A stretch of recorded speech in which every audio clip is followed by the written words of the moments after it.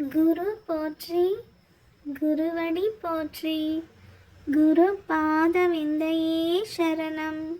ஸ்ரீமத் பாம்பன் குமர குருதாச சுவாமிகள் அருளிய மிகவும் சக்தி வாய்ந்த சண்முக கவசம் பாடலும் அதன் விளக்கமும்.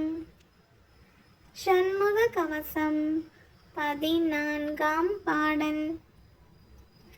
ஞகரமே போல் தழீஇ ஞானவேல் காக்க, வன்புல் சிகரித்தேன் நண்டு காலி செய்யன் ஏறு ஆலப்பள்ளி, நகமுடை ஓந்தி போரான் நலிவண்டு புலியின் பூச்சி, உகமிசை இவையால் எற்குவோர் ஊரிலாது ஐவேல் காக்க. விளக்கம். முருகப்பெருமானின் திருக்கையில் உள்ள ஞானவேல் ஞகர எழுத்தை போன்ற இனம் என்று என்னை அணைத்து காப்பதாக.